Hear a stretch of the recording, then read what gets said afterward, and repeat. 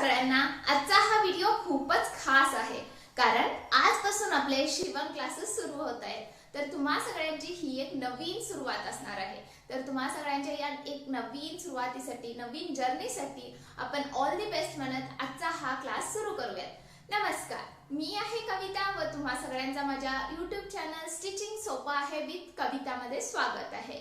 तर आजचा आपला हा पहिला क्लास असणार आहे। त्यामध्ये मी तुम्हाला स्टिचिंग साठी लागणाऱ्या मटेरियल्स बद्दल व त्याच सोबत या क्लास मध्ये मी तुम्हाला काय काय शिवणकाम शिकवणार आहे त्याबद्दल संपूर्ण माहिती देणार आहे। चला तर मग हा पहिला क्लास आपला सुरू करूयात। तर पहिले आपण बघणार आहोत सिलेबस बद्दल, त्यानंतर मी तुम्हाला मटेरियल्स बद्दल माहिती देईन। तर सिलेबस मध्ये मी तुम्हाला पहिला शिकवणार आहे मशीन बद्दल। सो हा आपला पहिला क्लास असणार आहे। त्यामध्ये मी तुम्हाला मशीन कशी चालवायची, मशीन चालवायची सुद्धा एक करेक्ट पद्धत असते।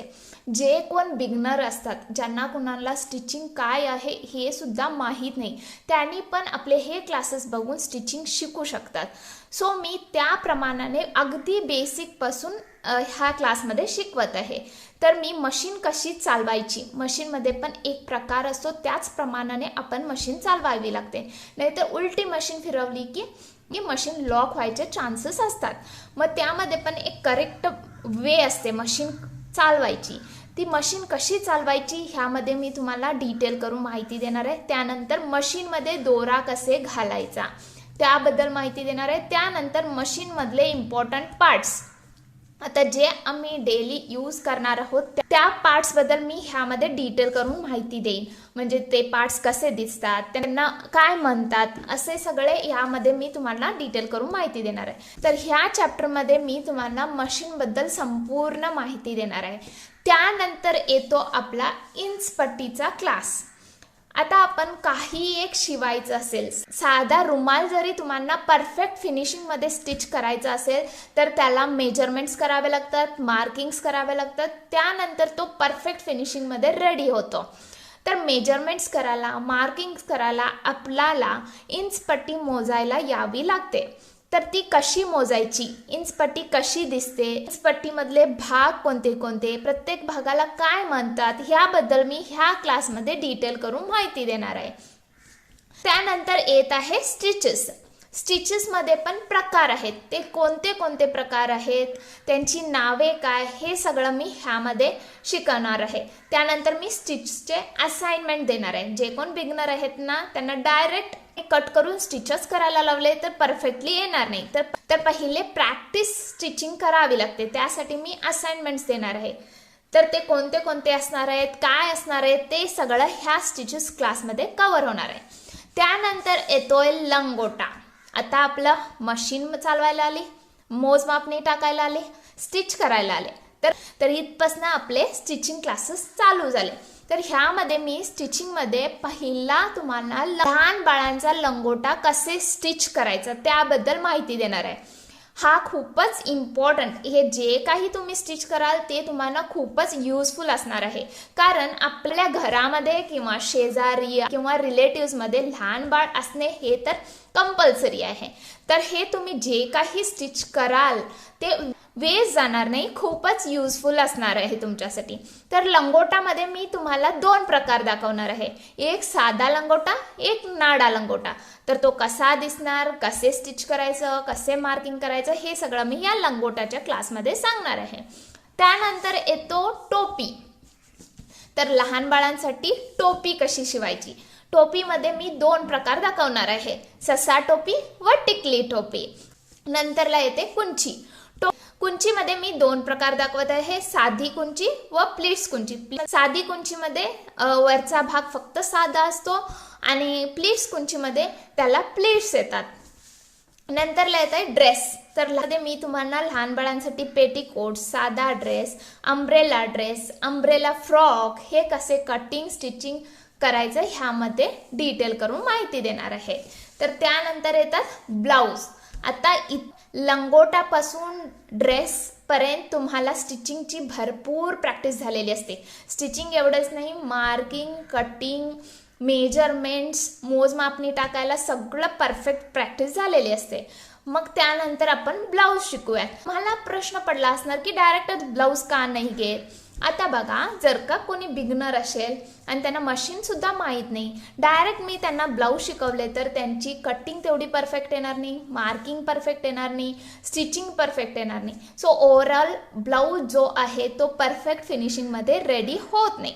जर का तुम्ही मी जसे जसे क्लास शिकवत जाणार आहे तसे तसे शिकत गेला तर तुम्हाला ब्लाऊज एकदम परफेक्ट स्टिचिंग करायला येईल. ब्लाऊजमध्ये मी तुम्हाला साधा ब्लाऊज, कटोरी ब्लाऊज व प्रिन्सेस कट ब्लाऊज हे 3 प्रकारचे ब्लाऊज दाखवणार आहे. साधा ब्लाऊजमध्ये सुद्धा मी तुम्हाला अस्तरचा ब्लाऊज व बिना अस्तरचा ब्लाऊज, कटोरी ब्लाऊज सुद्धा मी अस्तरचा व बिना अस्तरचा, प्रिन्सेस कट ब्लाऊज सुद्धा अस्तरचा व बिन अस्तरचा अशा सगळ्या पॅटर्नमध्ये दाखवणार आहे. त्यानंतर मी तुम्हाला चुडीदारमध्ये साधी कुर्ती, अंब्रेला कुर्ती, शॉर्ट कुर्ती हे सगळे प्रकार दाखवणार आहे. हे सुद्धा मी तुम्हाला विथ अस्तर व विथआउट अस्तर दोन्ही सुद्धा दाखवणार आहे.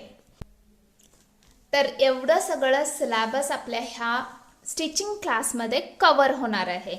मी तुम्हाला एवढे सगळे पॅटर्न्स दाखवणार आहे. तुम्ही जर का मी जसे जसे क्लास घेत जाणार आहे तसे तसे स्टिचिंग प्रॅक्टिस करत गेला तर तुमची स्टिचिंग इम्प्रूव्हमेंट होईल, तुम्हाला कटिंग प्रॅक्टिस होईल, मार्किंग प्रॅक्टिस होईल व तुम्हाला परफेक्ट फिनिशिंग, कोणतंच तुम्ही काहीच शिवला तरी परफेक्ट फिनिशिंगमध्ये रेडी होणार. आणि जर का तुम्ही डायरेक्टच ब्लाऊज शिवतो किंवा ड्रेस शिवतो म्हटला तर तुमची स्टिचिंग असो किंवा कटिंग असो किंवा मार्किंग असो तेवढी परफेक्ट जमणार नाही, परफेक्ट फिटिंग भेटणार नाही तुम्हाला. म्हणूनच तुम्ही पहिलेपासून जसे जसे मी शिकवत जाणार आहे तसे तसे प्रॅक्टिस करत जा. आता आपण स्टिचिंगसाठी लागणाऱ्या साहित्याबद्दल बघूयात. तर एवढं सगळं साहित्य आपल्याला स्टिचिंगसाठी लागणार आहे. हे सोडून आणखीही साहित्य असतं, पण जे मी स्टिचिंग क्लास शिकवत आहे, जे मी कोर्स शिकवत आहे त्यासाठी एवढं मटेरियल पुरेसं आहे. तर आता आपण प्रत्येक मटेरियल कसं दिसतंय, त्याचा काय उपयोग असे डिटेलमध्ये माहिती घेऊयात. शिवणकामसाठी लागणारी इम्पॉर्टंट वस्तू आहे मशीन. मशीन तुम्ही कोणतीही वापरू शकता. मशीनमध्ये 2 प्रकारच्या मशीन असतात, एक मॅन्युअल मशीन असते व एक इलेक्ट्रिक मशीन असते. तर तुमच्याकडे जी कोणती मशीन अवेलेबल आहे ती तुम्ही वापरू शकता. नेक्स्ट आहे कपडा शक्यतो तुम्ही कॉटनचाच घ्यावा, कारण जे कोण बिगनर असतात ना त्यांना स्टार्टिंगला कॉटन कपडा घेतला तर स्टिचिंगमध्ये काही प्रॉब्लेम येणार नाही. स्टिचिंग करतेवेळी कपडा निसटणार नाही, इझिली स्टिचिंग करू शकतात व फिनिशिंग पण चांगलं येत जाईल. जेव्हा तुम्हाला एकदाचा प्रॅक्टिस होते ना स्टिचिंगची, त्यानंतर तुम्ही कोणताही कपडा घेऊ शकता, पण बिगनर असताना स्टार्टिंगमध्ये कॉटनचाच कपडा वापरा. नेक्स्ट आहे न्यूजपेपर किंवा कार्डशीट. तुम्ही कार्डशीट सुद्धा घेऊ शकता. हे आपणाला blouse cutting stitching, kurti cutting स्टिचिंगच्या टाइमला लागणार आहे. तर तेव्हा मी तुम्हाला मार्किंग दाखवण्यासाठी तुम्हाला ब्लाऊजचे मार्किंग ह्या पेपरवरती किंवा कार्डशीटवरती दाखवणार आहे. तर तुम्ही कार्डशीट किंवा पेपर सुद्धा वापरू शकता. नंतरला आहे मशीन थ्रेड्स. कोणता कपडा घ्यायला ना त्याचे मॅचिंग तुम्ही शिलाई दोरे घ्यावे लागतात, कारण जेव्हा तुम्ही मॅचिंगचा दोरा घ्याल तेव्हा जी आम्ही स्टिच घालतो ना ती उठून दिसणार नाही. इन केस तुम्ही मॅचिंगचा दोरा घेतला नसाल तर ती ना जे आम्ही स्टिच घालत जातो ना ती एकदम उठून दिसेल व त्यामुळं आपलं फिनिशिंग चांगलं दिसणार नाही. स्टिचेस सगळे उठून दिसतात. नेक्स्ट आहे कत्री. तर कत्रीमध्ये तुम्ही 2 टाईपच्या कत्री घ्यावा लागणार. एक असणार आहे फॅब्रिक कटिंगसाठी कत्री व अजून एक असणार आहे पेपर कटिंगसाठी कत्री. तर 2 वेगवेगळ्या कत्री कशासाठी असा प्रश्न आला असणार तुम्हाला. जर का तुम्ही फॅब्रिक कटिंग करायची म्हणजे कापड ज्या कत्रीनं कट करतो ना त्याच कत्रीने तुम्ही पेपर कट केला तर तुमच्या कत्रीची जी धार असते ना ती जाते व त्याचसोबत कत्री खराब पण होते. म्हणूनच फॅब्रिकसाठी एक सेपरेटच कत्री ठेवा व पेपर कटिंगसाठी एक सेपरेटच कत्री ठेवा. तर अशा 2 कत्र्या तुम्ही रेडी करून घ्या. नंतरला आहे इंचपट्टी. तर इंचपट्टी बघा अशी दिसते. हेच सेम कलर असेल असं कंपल्सरी नाही आहे. तुम्हाला कोणत्या कलरची भेटते ती तुम्ही घेऊ शकता. तर अशी इंच पट्टी असते, ही आपल्याला मार्किंगसाठी, मेजरमेंटसाठी. आता आपण काहीही शिवायचं असेल तर त्याचे मेजरमेंट्स घ्यावं लागतात, मार्किंग करावं लागतं, तर त्यासाठी खूप युजफुल आहे. तर अशी एक इंच पट्टी तुम्ही पण घ्या. नंतरला हे आहेत मार्किंग चॉक्स किंवा टेलर चॉक्स असे पण म्हणतात. तर हे आपल्याला मार्किंगसाठी उपयोगी होतात. तर नेक्स्ट आहे हेडपिन्स. हे आपल्याला स्टिचिंग करतेवेळी कपडा हलू नये म्हणून आम्ही पिनअप करून ठेवतो. बिगनरसाठी खूपच युजफुल आहे, तर यांना हेडपिन्स असे नाव आहे. नंतरला आहे बॉबिन व केस. हे तुम्हाला मशीन सोबतच भेटतंय. तर ह्याला बॉबिन असे म्हणतात, ह्याला केस असे म्हणतात. तर तुम्ही बाहेरून सुद्धा हे परचेस करू शकता, बॉबिन व केस. बॉबिन शक्यतो जास्त जेवढे होतील तेवढे जास्ती परचेस करून ठेवा, कारण ह्यामध्ये आपण वेगवेगळे कलरचे थ्रेड्स फिलअप करून त्यानंतर स्टिचिंगसाठी वापरले जातात. ते कसे फिलअप करायचं सगळं मी तुम्हाला नेक्स्ट येत्या क्लासमध्ये सांगून देईन. तर हे आहेत हुक्स. हे आपणाला ब्लाऊजला लावायला व लहान बाळांच्या ड्रेसला लावायला युजफुल होतात. नंतरला आहेत बटन्स. हे बटन्स तुम्ही पाहू शकता. बटन्स ॲक्च्युली आता खूप जण कोणी वापरत नाही. पहिले ब्लाउजेसना बटन्सच खूप जण वापरायचे, बटन्स लावून घ्यायचे, पण आता हल्ली कोणी बटन्सचा वापर करत नाही आहेत. शक्यतो जास्त करून सगळेजण हुकच वापरतात. पण तुम्ही बटनसुद्धा घेऊन ठेवा. लहान बाळांच्या ड्रेससाठी आपण वापरूयात किंवा ब्लाऊजसाठी सुद्धा मी कसे वापरायचं त्याबद्दल तुम्हाला सांगून देईन. नंतर आहे सुई. तर ही तुम्ही बघू शकता, ही सुईची पूर्ण एक डब्बीच आहे. ह्यामध्ये वेगवेगळ्या साईजच्या सुई आहेत. तर तुम्ही सुद्धा अशी एवढी सगळी डब्बी घ्यायची नेसेसिटी नाही आहे. एक जरी सुई घेतला तर बस आहे. आपणाला हात शिलाईसाठी, बटन लावायसाठी किंवा हुक लावायसाठी युजफुल होईल. तर एक सुई घेतला तरी बस आहे. तर नेक्स्ट आहे स्केच पेन्स. तर हे स्केच पेन्स आपल्याला मार्किंग करतेवेळी युजफुल होतील. त्यानंतर एक स्केल घेऊन ठेवा, अशी लांबली एक स्केल घेऊन ठेवा, जेणेकरून आपण मार्किंग करतेवेळी आपणाला स्ट्रेट लाईन ड्रॉ करायला युजफुल होईल. नेक्स्ट आहे फ्रेंच कर्व. ह्याला फ्रेंच कर्व असे नाव आहे. तुम्ही बघू शकता हे कसे आहे, कर्व शेपमध्ये आहे. तर ह्याला फ्रेंच कर्व असे म्हणतात. तर हे कर्व आपल्याला नेकचे शेप्स द्यायला, आर्महोलचे शेप्स द्यायला आणि जिथं तुम्हाला कर्व शेप द्यायचा असेल ना तिथं हा फ्रेंच कर्व खूपच युजफुल होतो. तर एवढे सगळे मटेरियल्स आपणाला स्टिचिंग क्लाससाठी लागणार आहेत.